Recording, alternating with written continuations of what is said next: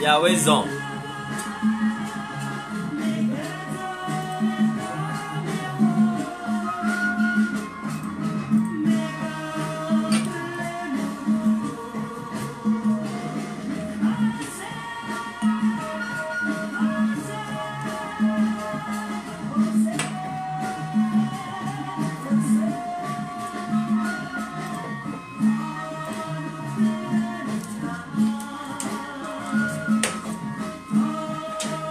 Santé, santé.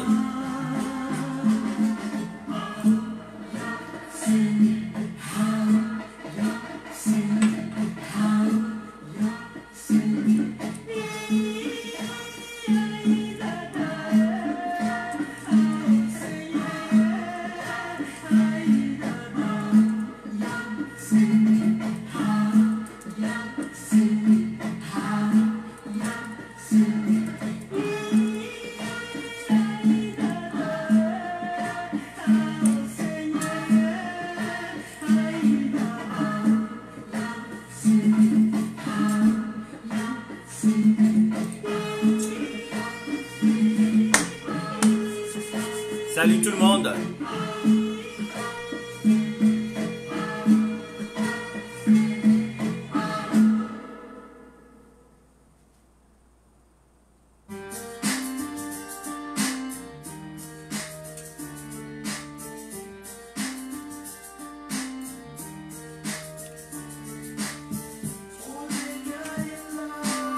Bonjour, bonsoir. Merci d'être là au rendez-vous du samedi. Ce rendez-vous d'apéro conversation où autour d'un verre on échange sur des sujets qui nous intéressent. Bonsoir tout le monde, merci d'être à l'heure. On n'oublie pas, il y a 3 règles. Il faut boire quelque chose depuis chez vous, il faut partager, il faut mettre les likes sur cette vidéo. Et on va démarrer le thème du jour, c'est est-ce qu'on peut oublier quand on s'est séparé?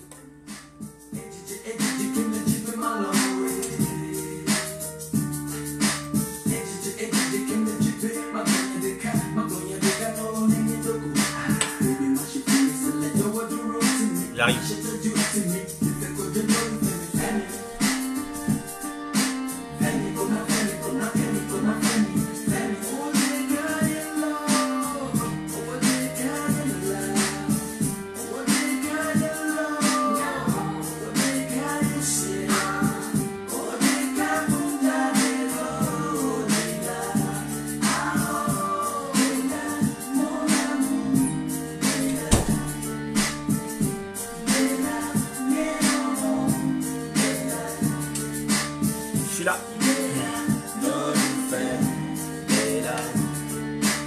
Alors, qui est là aujourd'hui?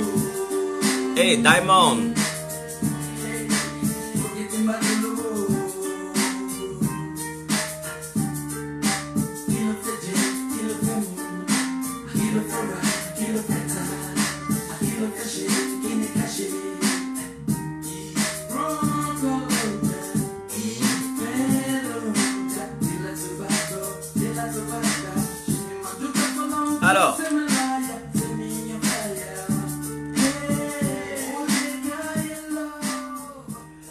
Alors, j'aime pas traîner quand on démarre le Facebook Live parce que je sais que il est tard au Togo, 23 h, et puis il est presque 1 h du matin si je ne m'abuse en France et en Europe.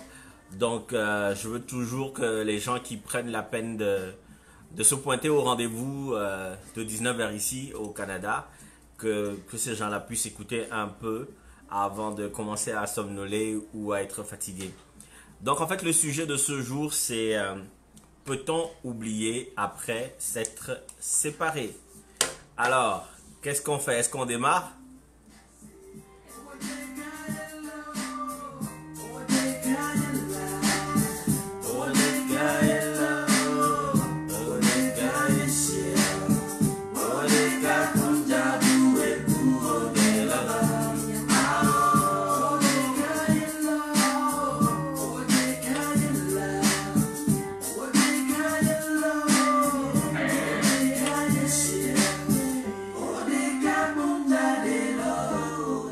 Est-ce qu'on démarre? J'ai pas vu de go, on démarre là.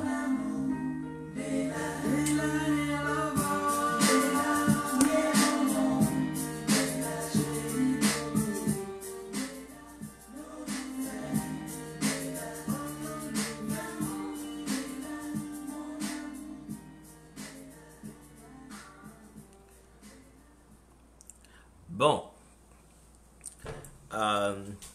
Comment à ce sujet, est-ce que j'ai commencé à penser à cela pour faire un petit témoignage. Disons que je me suis rendu compte qu'on avait un peu tendance à avoir des gens dans nos vies qu'on n'oublie pas après les avoir aimés. Parce que on s'est séparés pour différentes raisons. Et puis, 10, 15, 20 ans après, voire même plus que ça, on a toujours cette connexion avec la personne.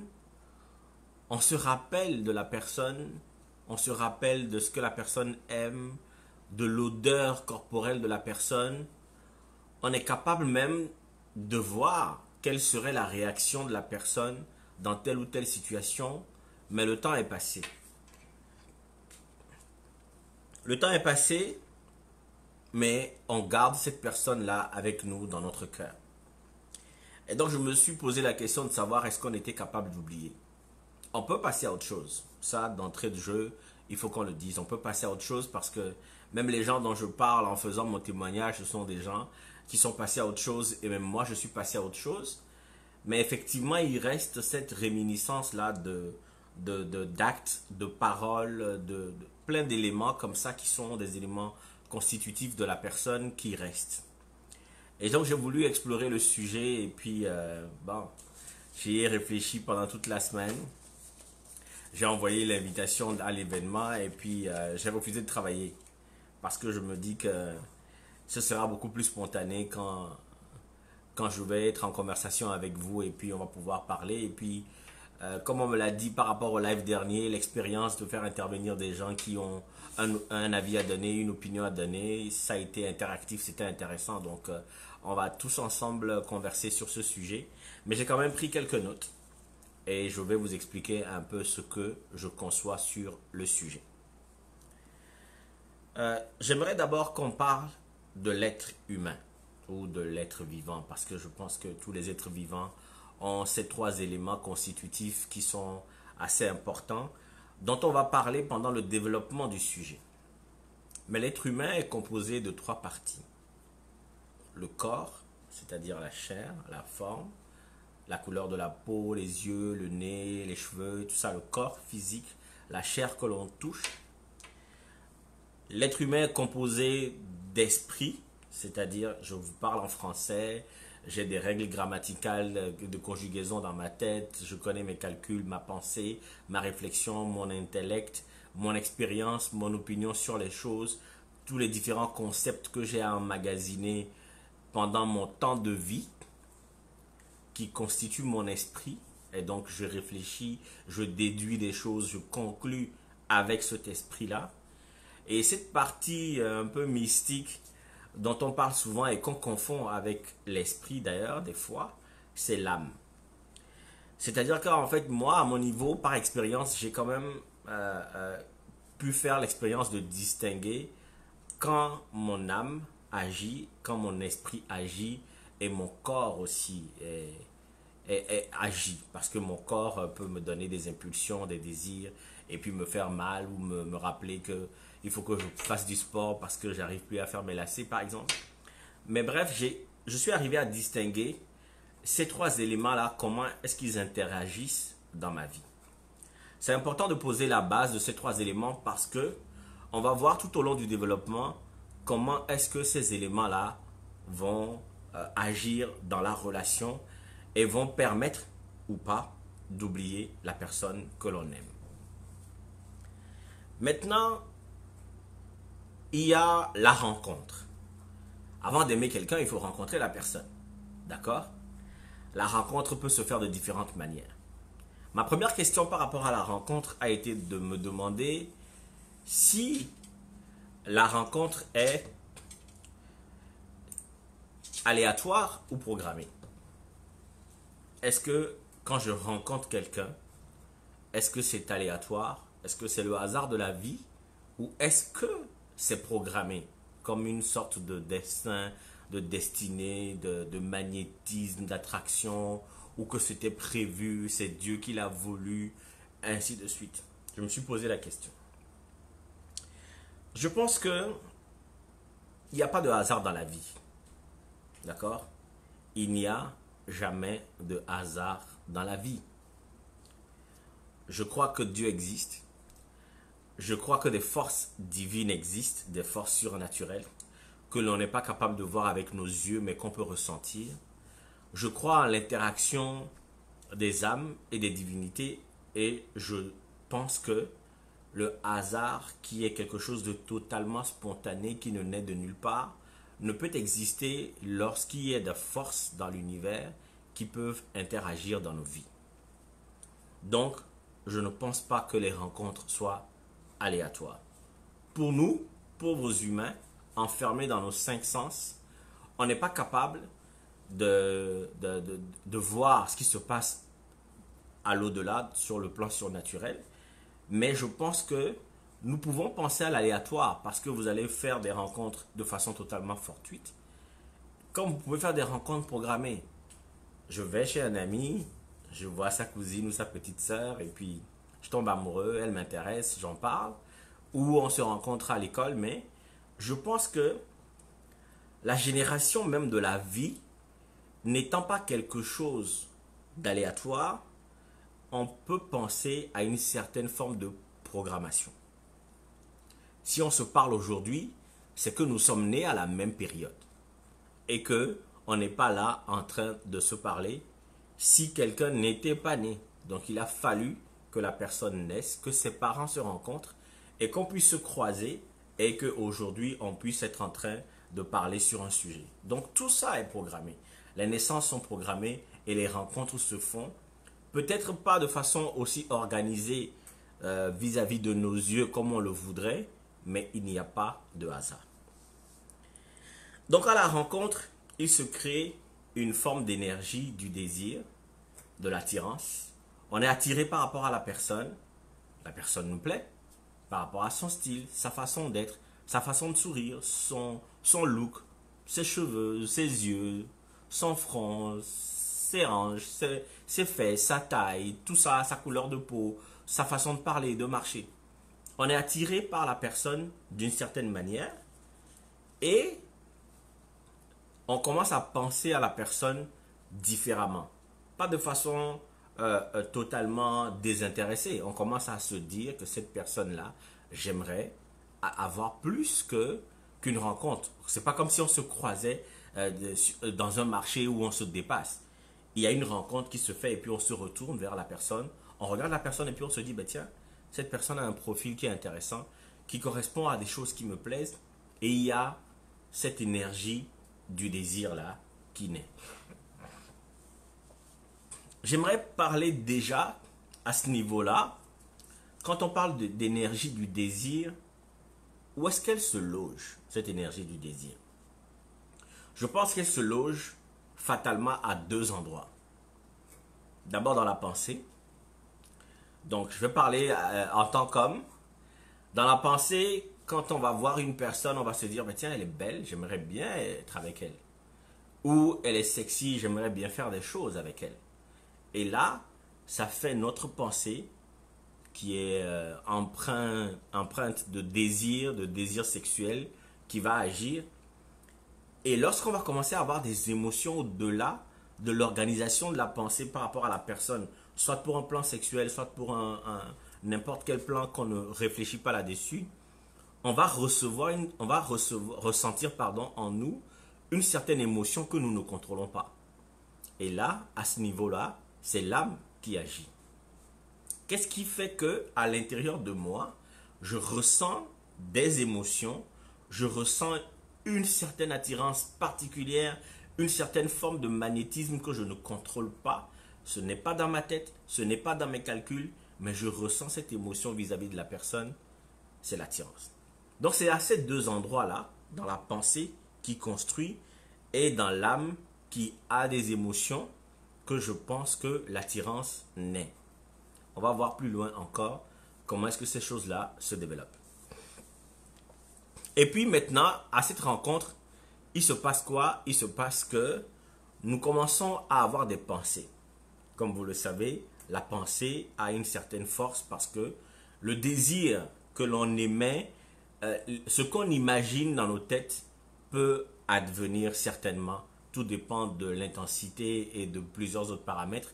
Mais en tout cas, la pensée peut avoir assez de force pour générer et créer l'objet de son existence, l'existence de la pensée. Après, maintenant, il y a la parole. Ok? La parole, on commence à parler avec la personne, on commence à lui dire un certain nombre de choses. Ah, tu me plais, j'aimerais te revoir. Ah, je pense que tu es une fille bien, etc. Je précise que je parle en tant qu'homme. Hein. Les filles vont faire l'inverse en écoutant ce que je dis. Donc la parole, on va commencer à s'échanger des choses, on va commencer à se dire des choses, mais cette parole-là aussi va créer quelque chose. Il est important de parler aujourd'hui de ce que j'appelle les rencontres 2.0, c'est-à-dire les rencontres avec des applications de rencontres. Ma question est de savoir, est-ce que si on rencontre quelqu'un sur une application, est-ce que c'est programmé ou est-ce que c'est aléatoire? Moi, je pense, et je le dis, que le hasard n'existe pas. Et que même dans le fait des algorithmes, dans les calculs, dans les méandres de la technologie, comment est-ce que les algorithmes vont calculer la proximité, les choix que vous faites sur ceci ou cela, le temps que vous décidez d'aller sur les applications va être déterminant aussi pour les gens que vous allez rencontrer. Parce que vous pouvez aller sur une application de rencontre à 15 heures, il n'y a pas forcément les mêmes personnes. Donc tout ça là n'est pas le fait des algorithmes, c'est le fait de ce que j'appelle la prédestination de la rencontre. Et donc, peu importe si c'est une rencontre physique, en vérité, dans la vie réelle, ou si c'est une rencontre qui est générée par des algorithmes, il y a certains paramètres qui font que ce n'est pas aléatoire. Déjà la naissance, le fait qu'on soit contemporain, qu'on vive au même moment, qu'on ait décidé d'avoir la même application, qu'on ait décidé d'aller sur l'application à ce moment-là, ou en tout cas dans cette période-là et pas tel mois ou tel autre, et qu'on ait décidé aussi de choisir à gauche ou à droite, dépendamment de notre appréciation de la photo ou du profil qu'on rencontre. Mais tout ça, se faisant ou se passant à un instant T, est quelque chose de programmé. Ce n'est pas aléatoire, mes chers amis, le hasard n'existe pas. Donc, quand on a vu c'est quoi la rencontre avec la personne, nous allons passer maintenant à la séduction. La séduction, c'est un jeu. Ok? On va penser à qu'est-ce qu'on peut faire pour intéresser la personne qui est l'objet de notre désir. On va s'organiser pour dire, ah tiens, je veux l'inviter, quelle chemise est-ce que je mets, comment je m'habille, où est-ce que je l'invite, qu'est-ce que je fais, qu'est-ce que je dis quand elle arrive, est-ce que je mets un parfum, quelle montre je mets, les bracelets, les bijoux. On s'organise les cheveux pour les filles, je dois passer ici et là et tout ça. Ça a l'air d'un jeu, mais ce n'est pas un jeu. Quand je dis que ce n'est pas un jeu, C'est parce que même quand on le fait, quand on séduit, ne serait-ce que pour coucher avec, ok, disons les choses telles qu'elles sont, parce que je ne pense pas qu'il y ait des enfants moins de 18 ans sur ce live. Quand on va séduire même pour coucher avec, pour un plan cul, aujourd'hui les filles le font aussi, hein, c'est pas seulement les hommes qui font des plans cul, mais quand on va juste s'organiser pour cela, ce n'est pas un jeu parce que nous prenons le risque de nous attacher à la personne. C'est une disposition à l'attachement, la séduction. Quand tu vas dire à la personne, tu me plais, j'ai envie de toi, viens on va sortir, viens on va aller manger un coup, viens chez moi, mais viens on regarde Netflix, tout ça, tu penses assouvir un désir, assouvir un besoin, ou tu penses peut-être que tu le fais juste parce que c'est un plan cul, tu as juste envie de faire ci, de faire ça, tu verras que en faisant ça, en essayant de séduire, tu te disposes toi-même à t'attacher. La séduction est une disposition à l'attachement. Maintenant, il se passe quoi? Ben, il se passe que pendant la séduction, on fait des promesses. On fait des promesses, on s'engage à ne serait-ce que donner du plaisir à la personne. On s'engage on dit à la personne, non, tu me plais, j'ai vraiment envie qu'il se passe un truc entre toi et moi. Et puis les hommes qui commencent à dire je t'aime alors qu'ils ont juste envie d'enlever le caleçon des filles.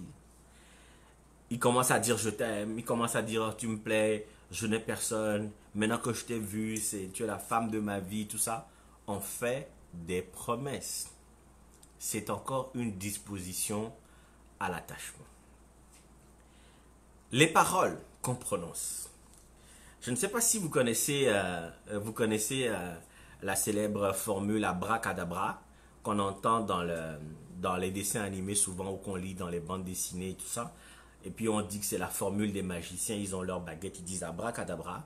Et puis ceux qu'ils ont imaginé, en tout cas la magie opère. Mais cette phrase abracadabra est une forme contractée d'une phrase, je pense persane, en tout cas de l'ancien Iran, qui dit avra kadanvra, c'est-à-dire je parle donc je crée. Je parle donc je crée. Cela veut dire quoi?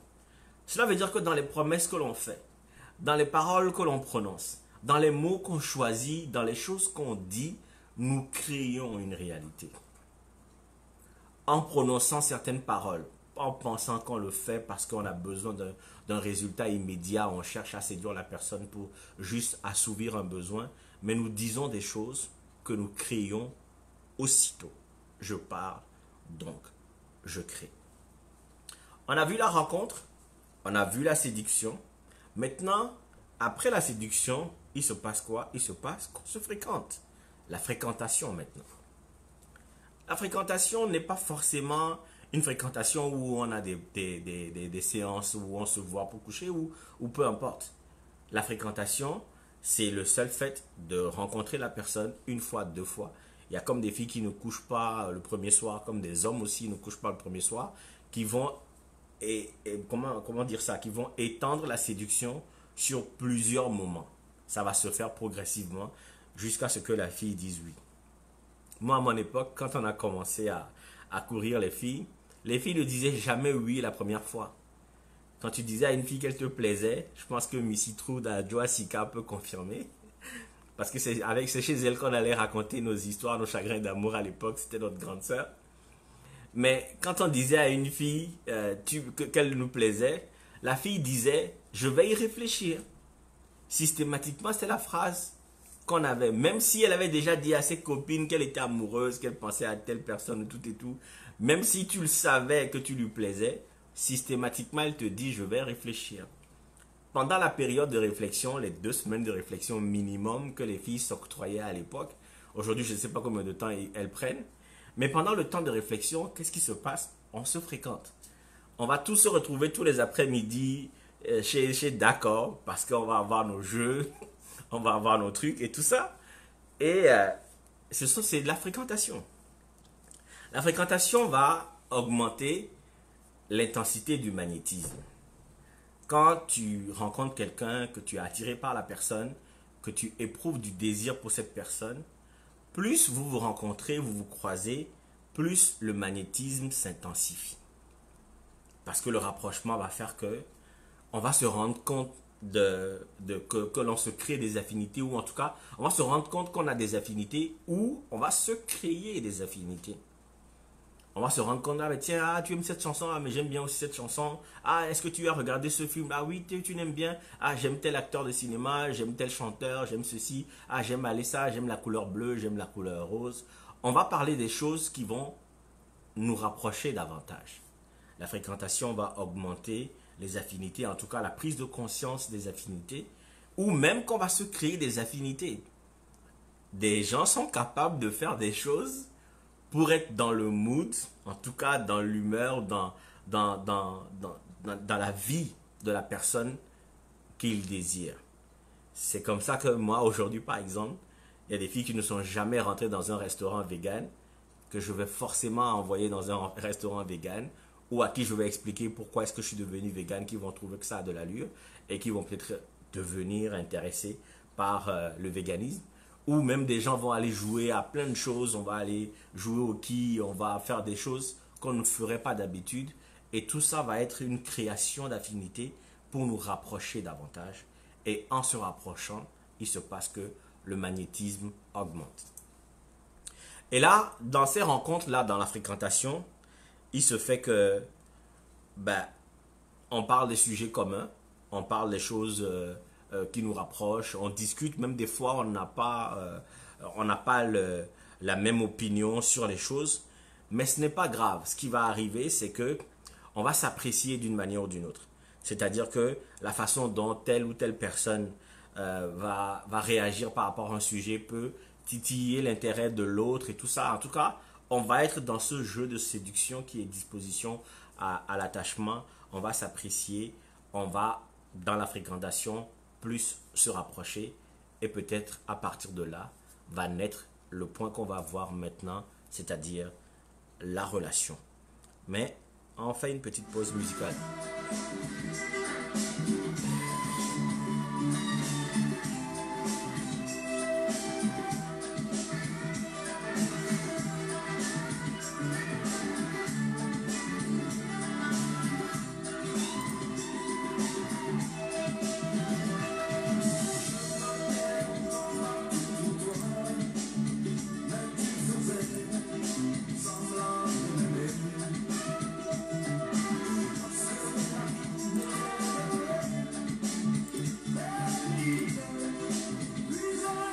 Mettez les cœurs. Est-ce que vous connaissez la chanson?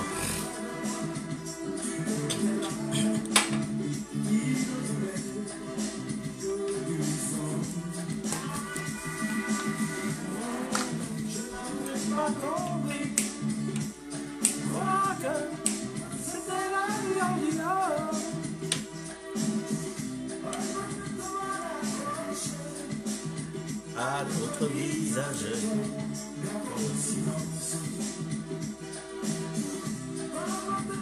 C'est Donna Cello, c'était la vie en duo.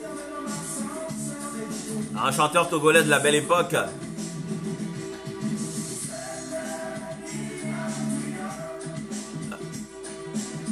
C'était la vie en duo. Voilà.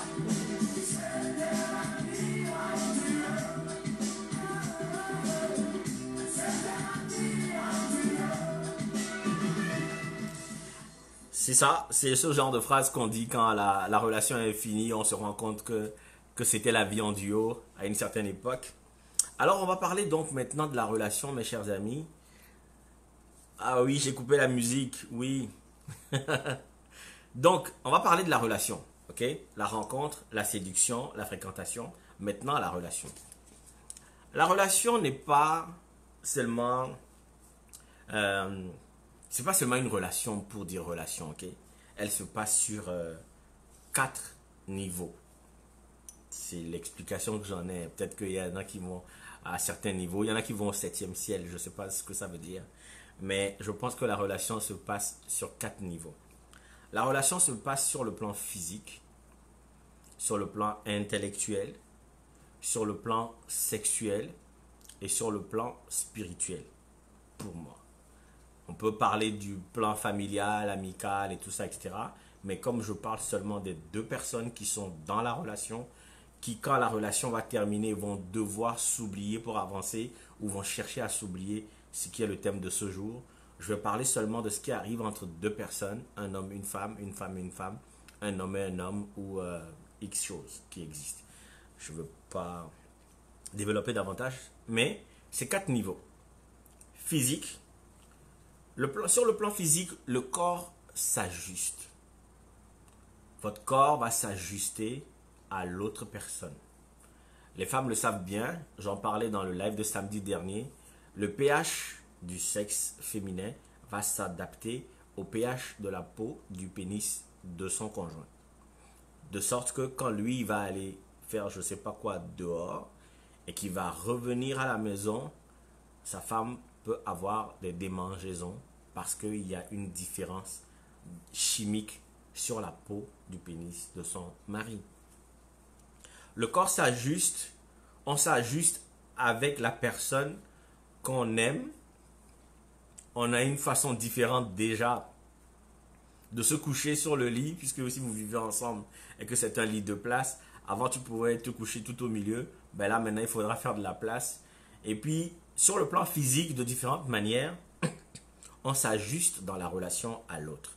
Que ce soit pour vous-même, physiquement, parce que effectivement, des femmes qui peuvent commencer le régime pour plaire davantage à leur conjoint, ou des hommes qui vont faire du sport pour plaire davantage à leur conjointe, ainsi de suite. En tout cas, d'une manière ou d'une autre, on va s'ajuster à l'autre. Et puis surtout, ce qui va arriver, c'est que avec l'intensité, le magnétisme et l'attachement, la séduction, l'amour qui va commencer à naître, vous allez réagir, votre corps va réagir différemment au toucher, à l'odeur, à la parole et aux différentes interactions que vous aurez avec votre conjoint. Sur le plan intellectuel,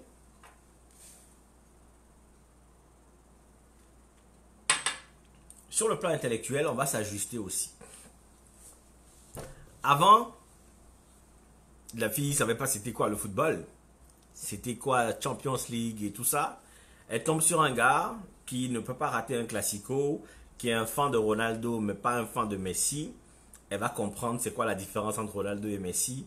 Elle va savoir faire ses choix. Elle va peut-être aussi suivre les convictions de son conjoint.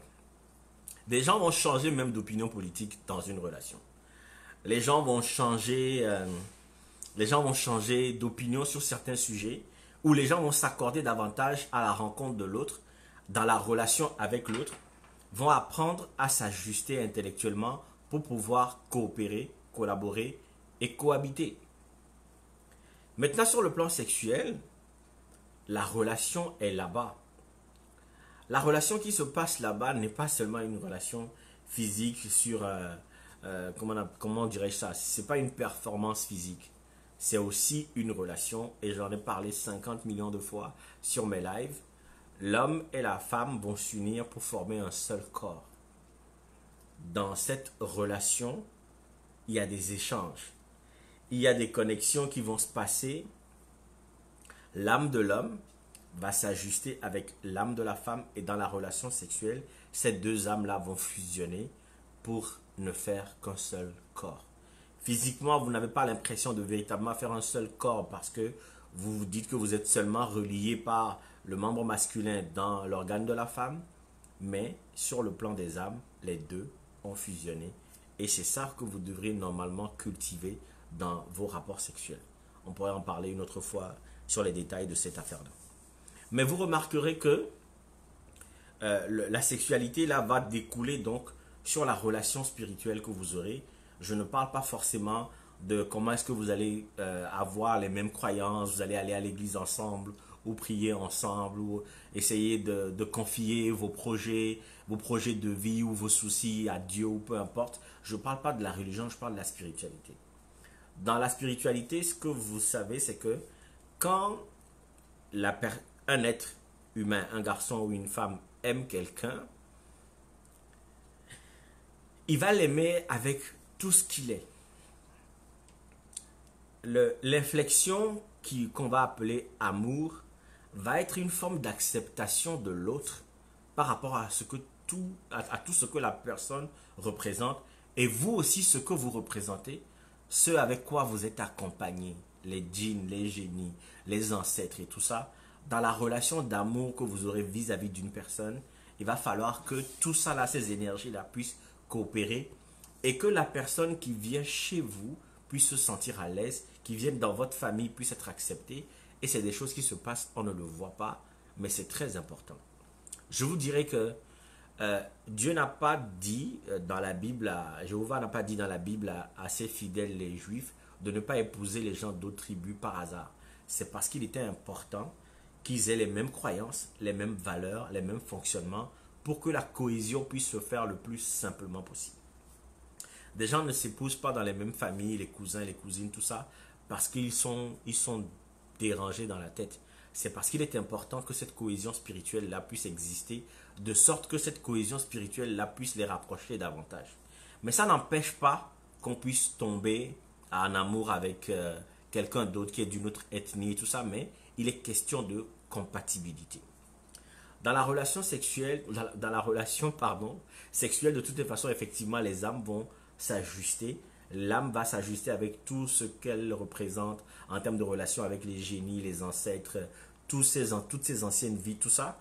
Et puis, ensemble, ils vont former une coalition avec l'âme, les esprits, les génies de famille, les ancêtres de l'autre, dans une certaine cohésion spirituelle.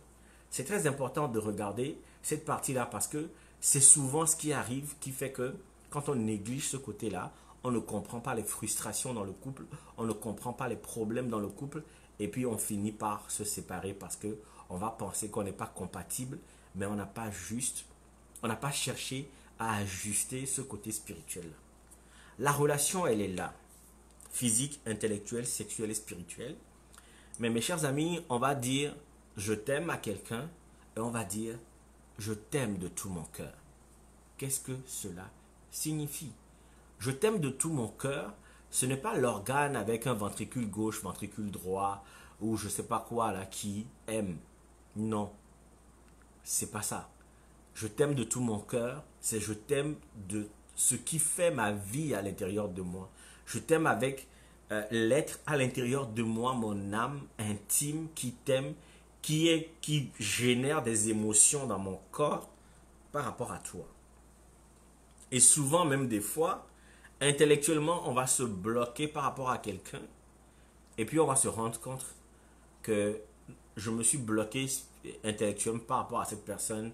C'est pas de mon ethnie, elle n'est pas aussi grande que je voulais, ou elle n'est pas si, elle n'a pas de ça, elle n'est pas instruite, elle n'est pas ça. Mais la génération d'émotions va continuer à se faire parce que sur le plan astral, les âmes vont s'accorder et vont avoir ce magnétisme-là vis-à-vis de l'autre. Et le je t'aime de tout mon cœur, c'est le je t'aime avec tout ce que je suis à l'intérieur, avec toute ma force de vie. C'est ça. Donc, dans la relation, qu'est-ce qui se passe? Dans cette relation, c'est-à-dire cette liaison entre une personne et une autre, une âme et une autre, tout un corpus de relations spirituelles en famille avec l'autre, tout ça, la cohésion, il va se créer, il va se créer de la mémoire dans les échanges et dans les conversations, dans le rapport qu'on a vis-à-vis de l'autre. Il va se créer ce qu'on peut appeler de la mémoire. Dans les échanges de flux, on s'embrasse. On s'embrasse. En Mina, on dit prendre la salive de l'autre. Mais dans la salive, il y a même des germes qu'on échange. Il y a des choses qu'on échange d'un côté comme de l'autre. Il y a l'échange de flux. Il y a le rapport des corps qui vont se toucher, s'ajuster, réagir ensemble, avoir des frissons. Il y a des énergies qui vont se créer. Et il y a tellement de choses qui vont se passer que tous vos 5 sens vont être mis à contribution. Le toucher, quand la personne va vous toucher, vous allez ressentir quelque chose. Quand vous touchez la personne, la température de son corps et tout ça, les formes de son corps, vous allez les toucher. Vous savez ce qui se passe quand on demande quand on demande la main d'une fille en Afrique de l'Ouest, généralement, on va vous amener quelqu'un qu'on va couvrir d'un voile et on va vous demander au monsieur de reconnaître la fleur que vous avez trouvée dans la famille de l'autre. Généralement, vous pouvez vous tromper parce que peut-être les sœurs ou des cousines vont avoir la même morphologie, mais vous devez être vigilant parce que la famille va veiller à savoir si vous connaissez véritablement votre femme. Dans certaines traditions, on va vous bander les yeux et vous devez au toucher de votre fiancée la reconnaître parmi plusieurs autres filles. C'est important donc. Pourquoi? Parce que dans la fréquentation, vous allez reconnaître l'odeur de l'autre. Vous allez reconnaître sa voix. Vous allez reconnaître son rire. Vous allez, avec les yeux, reconnaître tout de suite c'est qui de derrière, de profil. Vous devez savoir que c'est votre conjoint qui est là. Sa façon de se tenir debout. Tout ça sont de la mémoire que l'on crée. Vous allez donc le goût aussi, parce que vous êtes capable, si on vous bande les yeux et que vous embrassez plusieurs filles, vous devez savoir c'est laquelle qui est la vôtre. Parce que vous savez le goût de sa salive, vous connaissez le goût de ses lèvres et tout ça. Donc ce sont des choses qui vont dans la relation se créer, s'emmagasiner. Parce que vous allez pouvoir reconnaître tous ces éléments constitutifs de l'autre suivant les 5 sens. Le toucher, l'odorat, le goût, la vue et puis l'ouïe. C'est important. Ça se passe naturellement. On n'a pas l'impression que le processus est en cours, mais effectivement, le processus est en cours. Maintenant, la relation est là. Vous savez le goût des lèvres de votre femme ou de votre conjoint. Je parle des lèvres à la bouche, hein, je ne parle pas d'autre chose. Ne me prêtez pas des intentions. Vous connaissez l'odeur de la peau, le parfum, le style, tout ça. Vous êtes tellement habitué à l'autre, vous êtes attaché. Vous êtes dans la relation. Vous êtes dans la relation sur les différents plans, c'est-à-dire sur le plan physique, intellectuel, sur le plan spirituel, sexuel, vous êtes là. Vous avez des émotions quand vous êtes avec votre conjoint et tout ça.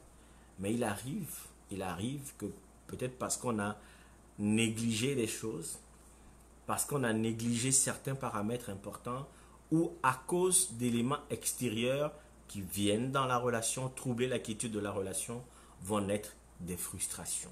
Des fois même, ce sont des situations intérieures à la relation. Moi, je me rappelle d'une fille qui n'avait pas connu, enfin, qui connaissait son gars, elle était avec son gars. C'est son gars qui l'avait dépucelé. Et ça faisait presque 7 ans que ces gens-là étaient ensemble. Ils sont même partis en France au même moment. Et la fille me fait la confidence un jour en me disant qu'elle n'arrivait pas à avoir du plaisir avec son gars. Mais ça fait 7 ans qu'ils étaient ensemble. Ils ont quitté le Togo ensemble. Ils sont allés en France ensemble. Ils vivaient ensemble. Mais au bout de 7 ans, la fille me confie qu'elle n'avait pas... Elle avait l'impression qu'elle pouvait faire autre chose, aller plus loin dans le rapport sexuel. Moi, je lui ai posé la question de savoir, mais à quoi est-ce que tu compares? Est-ce que tu l'as trompé? Elle m'a dit non, je ne l'ai pas trompé. Mais je suis convaincu que je peux aller plus loin dans ma relation sexuelle avec lui qu'il ne m'emmène aujourd'hui. Et ça, c'est la frustration à l'intérieur. Vous aurez des couples où on va te dire, ah ben le copain de l'autre lui a acheté les dernières Gucci, je ne sais pas quoi, ou lui a acheté une voiture et tout ça. Toi, tu ne peux pas, ou tel m'a dit que, on m'a dit que, ou soit c'est le monsieur qui va faire une bêtise, ou la fille qui écrit avec son ex-copain en lui disant, ah, tu me manques aussi, mais comme je suis en couple maintenant, il va avoir des éléments extérieurs et intérieurs à la relation qui vont créer des frustrations. Et de la frustration, des problèmes qui vont naître dans le couple, on va arriver à la rupture. Mais quand la rupture intervient, nous ne sommes pas encore arrivés sur le sujet de est-ce qu'on peut oublier après s'être aimé? Parce que dans la gestion de la rupture, on va se rendre compte qu'il y a encore des éléments, des paramètres qui vont faire que oublier va être difficile. Ces éléments-là sont quoi? Ben déjà la douleur. La douleur est une émotion. Une émotion tellement vive qu'elle laisse des souvenirs. C'est, cette mémoire-là va s'agripper à notre souvenir intellectuel dans notre tête, mais va s'agripper aussi à notre âme. Parce que, je vous pose la question, et je le sais d'ailleurs, on vous ferme les yeux, vous respirez différents types de peau ou des parfums, vous pouvez même reconnaître l'odeur de la personne que vous avez déjà aimée il y a 5, 10 ans, parce que ça ne change pas.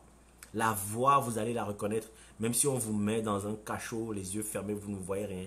Quand vous entendrez la voix d'une personne que vous avez déjà aimée, vous allez reconnaître. Ce qui veut dire quoi? Ce qui veut dire que dans le souvenir et sur l'âme que vous avez en vous, vont s'imprimer ces souvenirs et ces mémoires-là. Et quand la rupture va intervenir, vous verrez que de façon encore plus accentuée, la douleur de la séparation, la frustration, la colère vont mettre un impact plus prégnant sur votre souvenir. Les Ivoiriens sont avec nous, ils parlent déjà de Goumen. C'est ça, le Goumen, quand il arrive, il est fort, il est puissant, ça nous crée des souvenirs.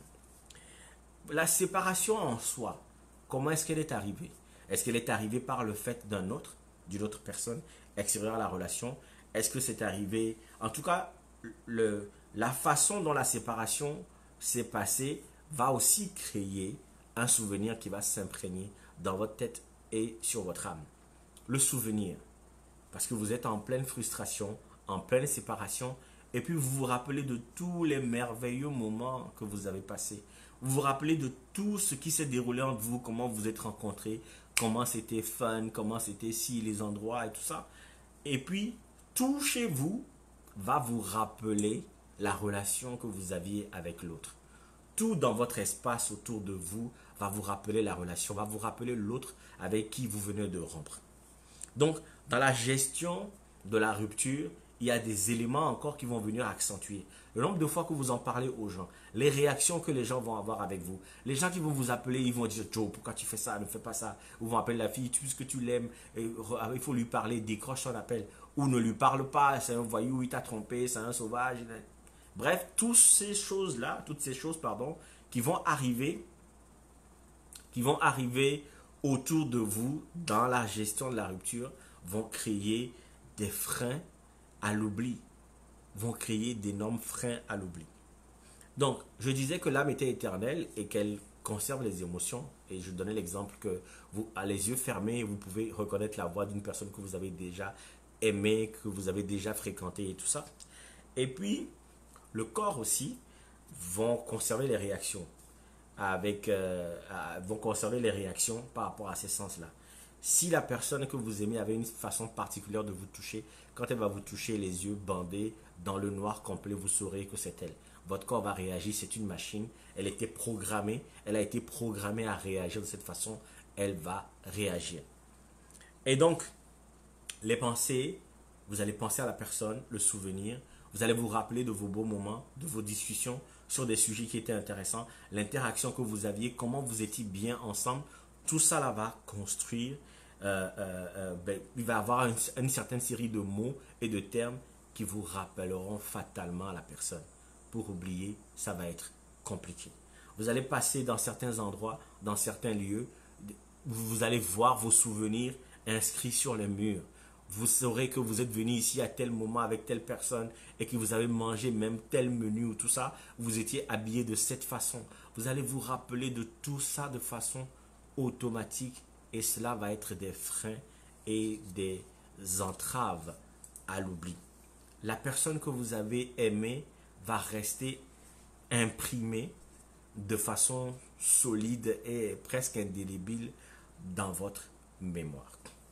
Puis, malheureusement, à cause des frustrations et des problèmes, des choses que vous n'avez pas réglées, des paramètres que vous n'avez pas considérés, vous avez pris la décision de vous séparer. Vous avez pris la décision de vous séparer, vous n'êtes plus ensemble et advient maintenant l'élément, c'est-à-dire vous devez apprendre à oublier.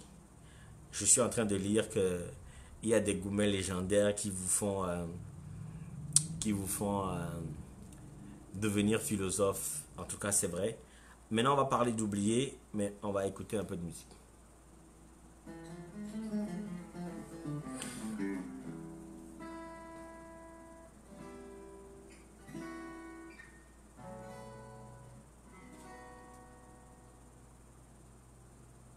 Darling, neme donku alesi eklomi na nyimbai amere mele nye flosio gake yemele kwebe kula blon jole bowo yola bati nous zizime mise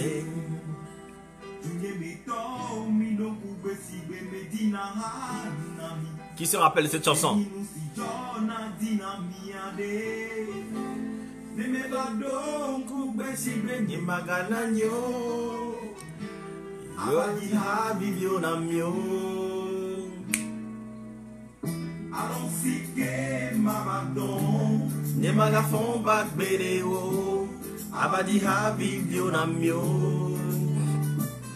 Mettez les cœurs et mettez les partages là. Qu'est-ce que vous buvez?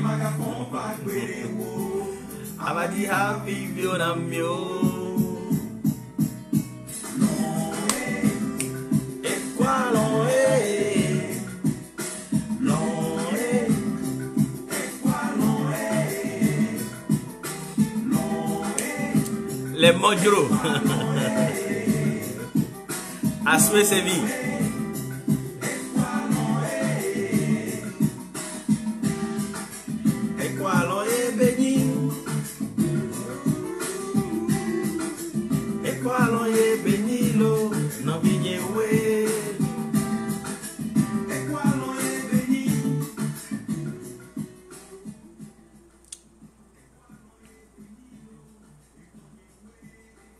Cette chanson de Aswe Sevi, hein, qui nous rappelle que la mort va... Et c'était effectivement un hommage à Bella Bello. Tu as beaucoup de souvenirs, hein, Médédé Bataba, là. En tout cas, effectivement, cette chanson a été un hommage à Bella Bello, mais c'était dans une situation particulière où Assou était très très malade. Les gens ont même dit qu'il allait mourir. J'en parle parce que j'ai connu la situation de près. J'étais leur manager à l'époque et on a fait un méga concert avec les Magic System et le peuple togolais s'est présenté au Palais des Congrès le jour-là et on a fait éteindre les lumières. Et quand le couplet d'Assou est arrivé, c'est là qu'on a allumé les projecteurs dans la salle. Et j'avais vraiment organisé ça à l'époque. J'en suis très fier parce que ça a été un très très beau succès. Ils se portent bien, ils sont toujours là, ils sont en France, ils chantent. Donc voilà, mais de toutes les façons, on parle de séparation, on parle de rupture, on parle d'oubli. Effectivement, c'est pas seulement une rupture qui peut mettre fin à la relation. La mort aussi peut mettre fin à une relation et on est face au défi de l'oubli. L'obligation d'oublier, elle est importante parce qu'elle permet d'avancer. Oublier, ou peut-être pas véritablement, mais oublier la douleur, oublier l'attachement, couper les liens qui nous lient avec cette relation finie, cette relation passée, c'est bien important parce qu'il faut avancer. On ne gagnerait rien à rester accroché à une relation qui vient de se terminer, dont le retour est peut-être un peu plus compliqué, un peu plus difficile et tout ça. Et puis rester là, accroché là, ne pas bouger, ne pas avancer, alors que la vie avance. Mais je suis persuadé, et je pense que c'est mon opinion sur la question, on n'oublie pas. Tout ce qu'on fait, c'est remplacer des souvenirs qui créent en nous des émotions et des attachements. On n'oublie pas, mais on se crée ou on remplace ces souvenirs-là par d'autres souvenirs. On vous dira plein de choses. Il y a plein de coachs qui vont venir sur les réseaux sociaux, en tout cas sur YouTube, pour vous dire comment oublier une personne qu'on a aimée quand vous venez de vous séparer. N'écoutez pas les chansons tristes. Il faut lire un livre, il faut voyager, lâcher prise. Il faut faire du sport parce que c'est important pour le corps, ça va enlever les toxines. Nanani, nanana, il faut déménager, il ne faut plus fréquenter les endroits, ci et ça. Écoutez, on est dans la même ville.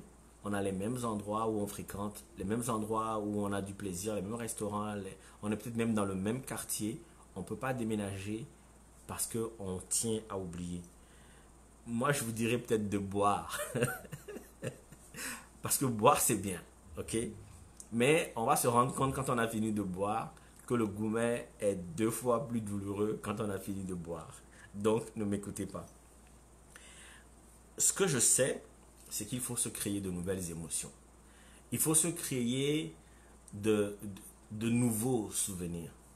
Il faut remplacer ces émotions nées de l'ancienne relation et qui donnent encore de la douleur, qui créent cet attachement-là qui ne sert plus à rien parce que l'autre personne est partie et qu'on ne peut plus la rattraper.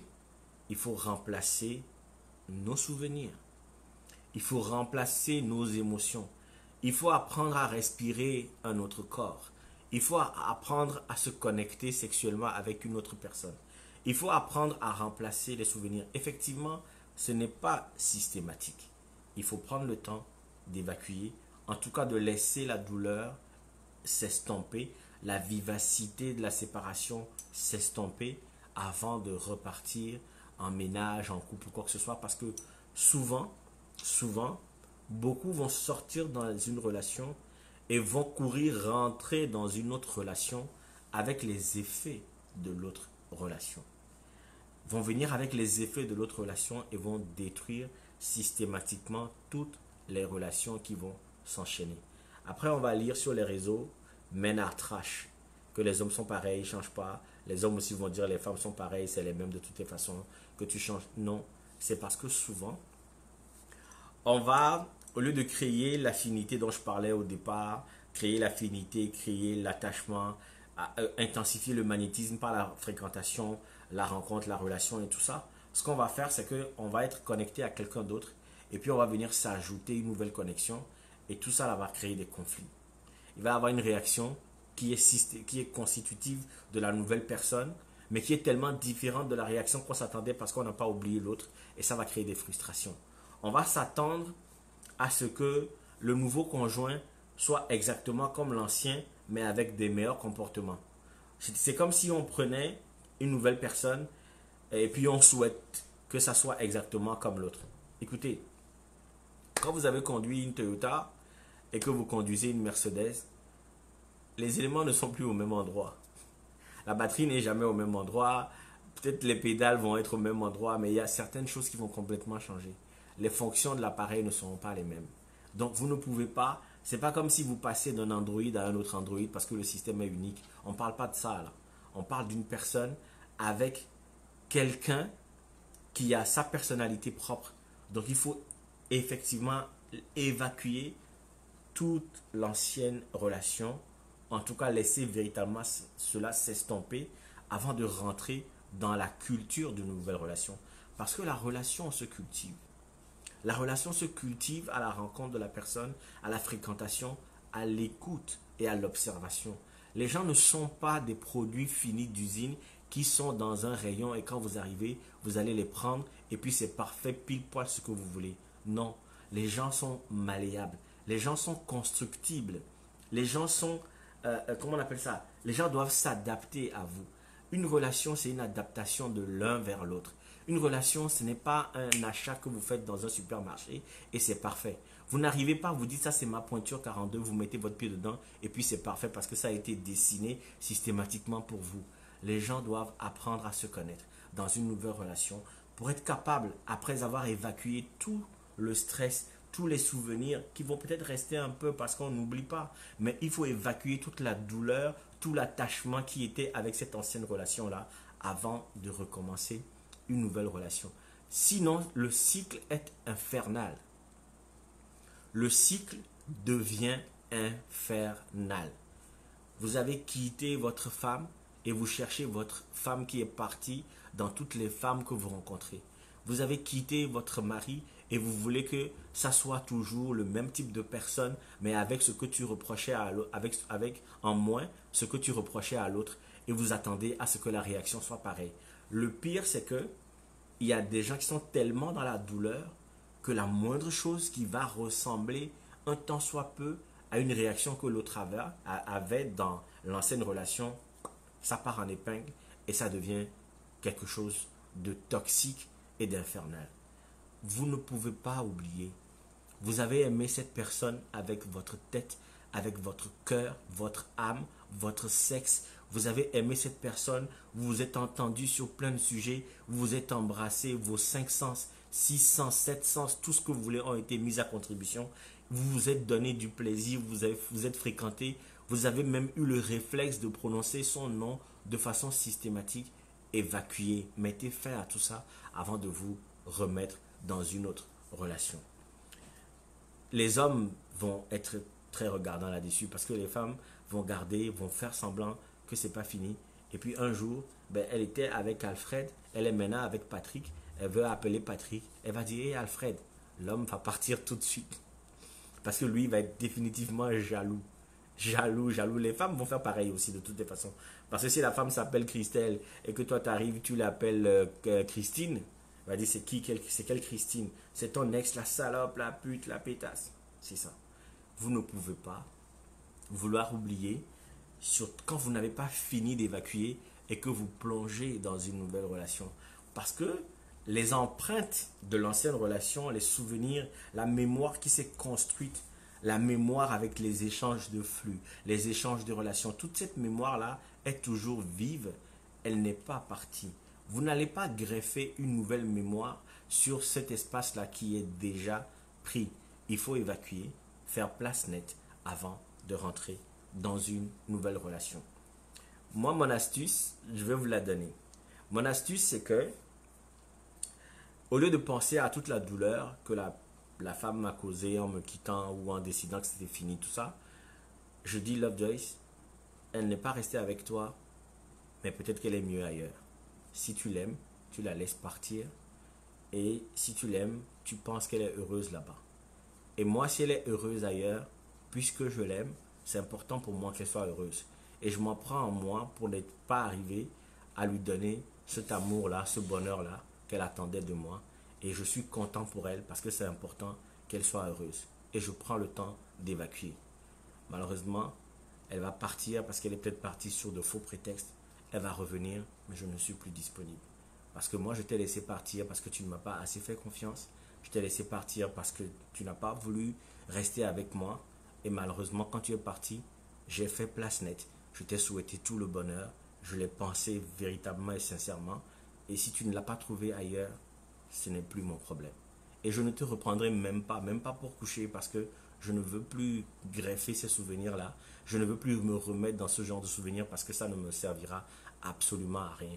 Parce que je ne sais même pas que quand tu reviens pour les bonnes raisons. Donc généralement, il faut faire attention dans une relation.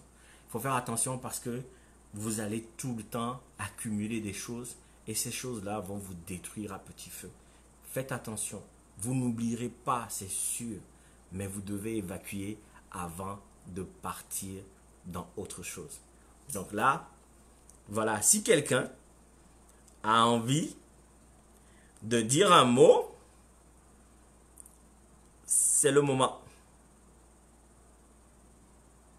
D'accord?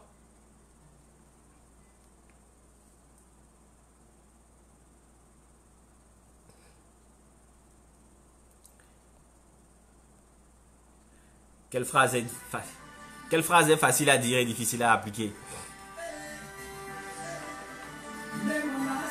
Il est 20h pile, j'ai fait 1 heure. Top chrono.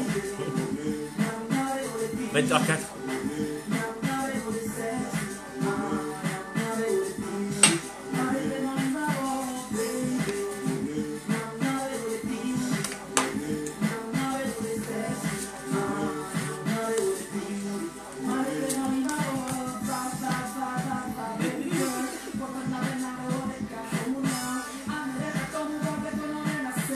Donc je suis devenu philosophe, mais non. J'ai toujours été philosophe. Mais effectivement, dans les séparations, là, ça augmente vite. Surtout quand on boit.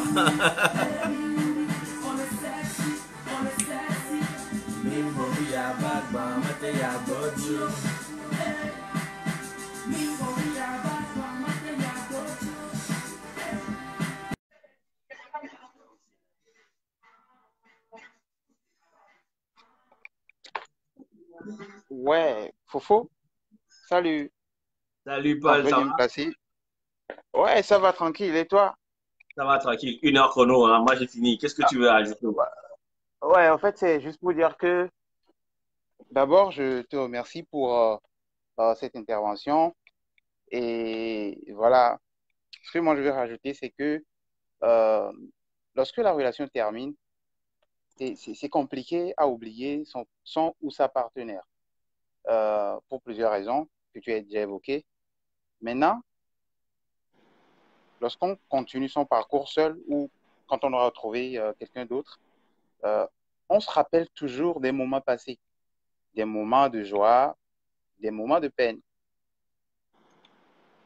tu vois. Mhm. Et maintenant, moi, ce que je veux savoir, c'est que pourquoi on n'arrive pas forcément à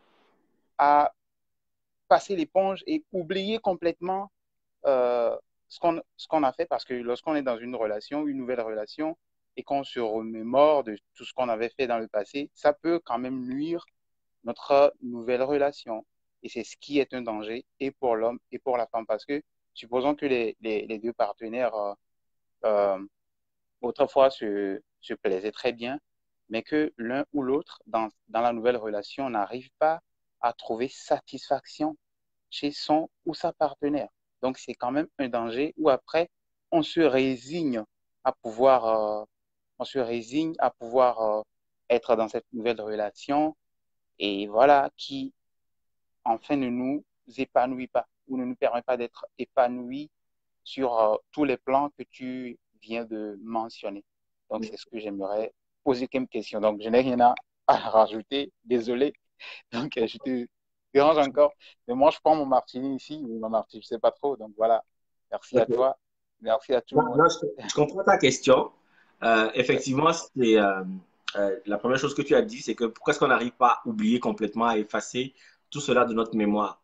Malheureusement, la ouais, mémoire n'a pas de limitation en termes de gigas. C'est pas comme si c'est un disque dur avec 2 téras.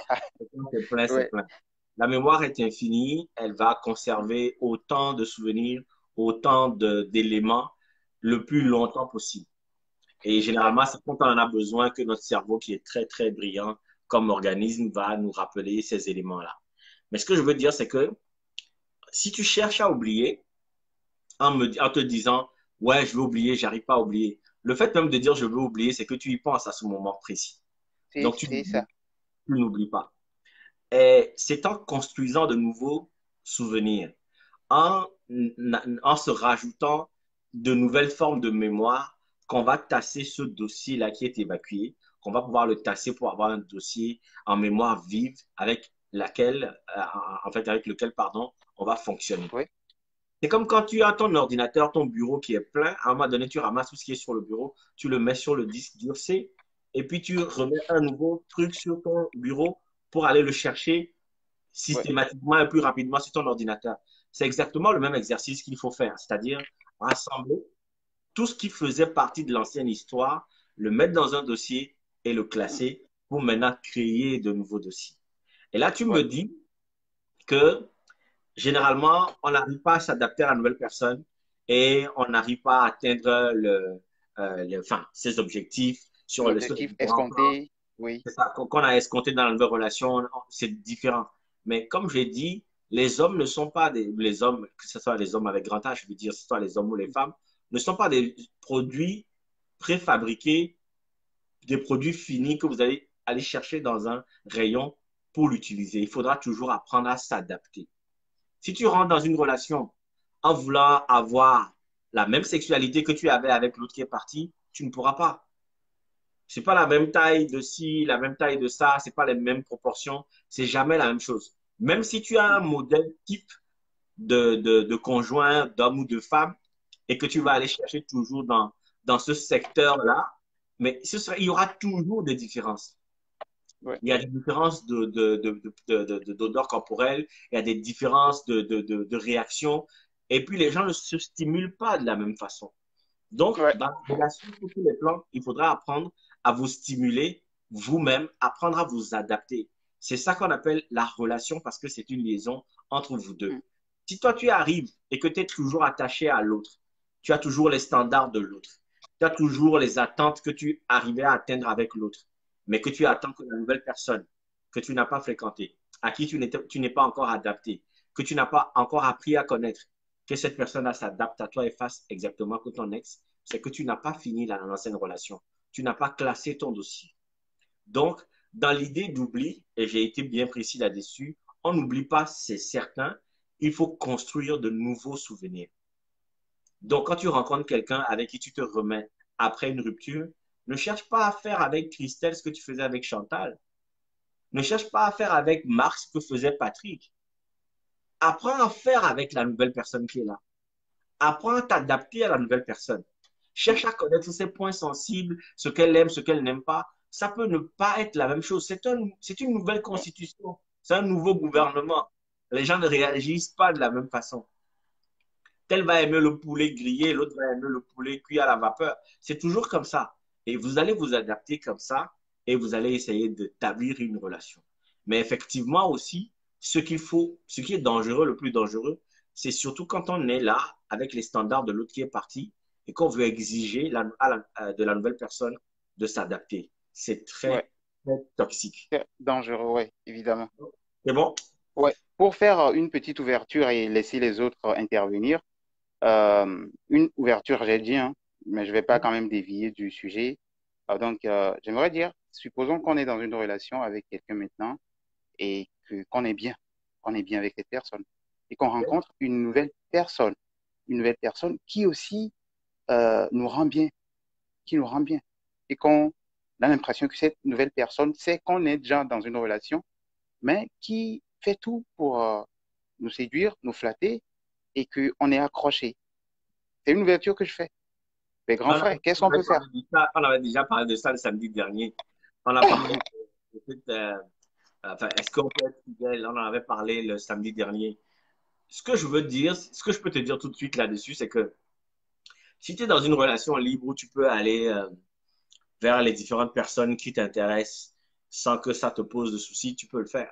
Si tu ne peux pas, si tu as promis l'exclusivité à l'autre, si tu as pris un engagement de fidélité que tu dois absolument respecter, ou peut-être pas respect vis-à-vis de ton conjoint, que tu sais qu'elle n'acceptera pas ou qui n'acceptera pas que tu sois dans une autre relation, ne fais pas. Ne fais pas. C'est ce genre d'influence extérieure qui va venir détruire ce que tu es en train de construire. Mais si tu te sens tellement pas à l'aise, euh, si tu te sens tellement pas à l'aise dans la relation actuelle qu'il te faut partir dans une autre relation, mets fin à celle-ci et vaille. Hein. C'est ça le problème. Il y a les deux. On suppose que les deux bonnes viandes sont, les deux viandes sont bonnes, tu vois. La première, c'est déjà une relation scellée et ça se passe très bien. Et voilà. Mais la seconde, ce ne sera pas scellé, par exemple. Mais Je vous ai dit samedi dernier que les hommes font 200 millions de spermatozoïdes par jour. je Et que les t'assure. femmes font un ovule par mois. Donc, Hmm. moi, les histoires de viande là, moi, je suis célibataire, je ne suis pas dans ça. Ok, ok, je Je vais prends la partir. bonne Du coup, carte. ben, moi, je prends mon truc là. On toast, D'accord. vite fait. Écoute, santé à toi Ouais, et merci beaucoup. merci.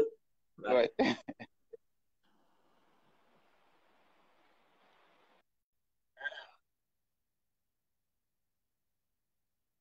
On va s'arrêter parce que moi, on fait 1 heure. J'ai décidé de faire que 1 heure maintenant parce que c'est beaucoup de travail et beaucoup de temps, c'est épuisant.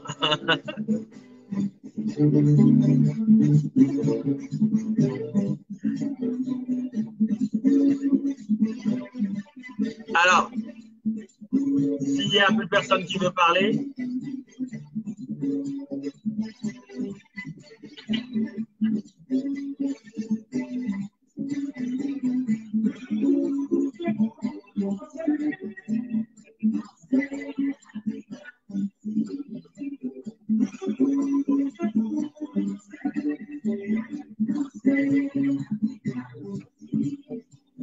il n'est pas dans le cas, je ne sais pas. Il va répondre.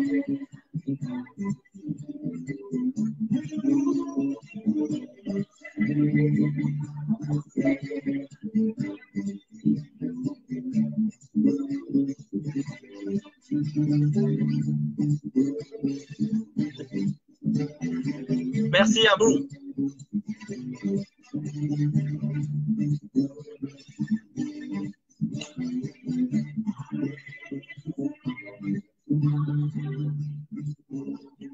Je vais mettre une dernière chanson et puis on va mettre ça. Après, c'est sûr qu'on va la couper parce que c'est une nouvelle chanson de Fally Ipupa là. Facebook va la couper, mais je vous laisse avec cette chanson. Merci à vous. Et très bon samedi à vous. Et dimanche, très bon dimanche pour ceux qui sont déjà dans dimanche. Il est 20h15 ici. J'ai encore eu du plaisir à partager avec vous ces moments de live, parler des sujets qui nous intéressent nous tous. N'hésitez pas à nous écrire pour demander si les sujets sont intéressants. On va les utiliser, on va les étudier, on va venir faire des lives avec ça. Et merci de partager la vidéo, de parler à d'autres aussi, pour qu'on soit plus nombreux à nous éduquer ensemble. D'accord?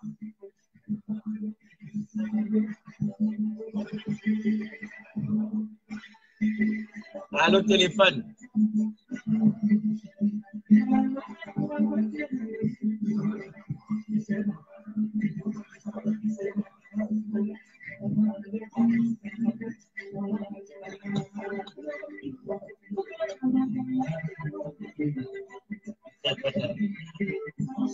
Merci, ma nièce.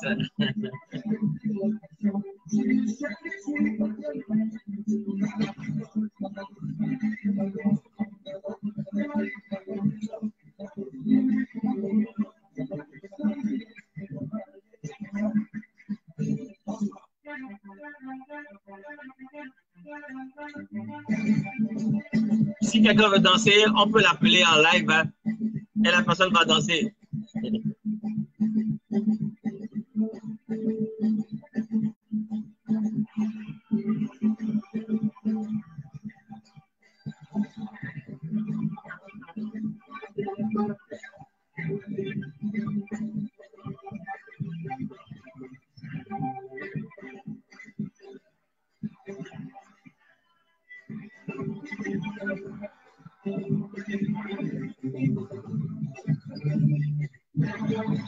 Merci.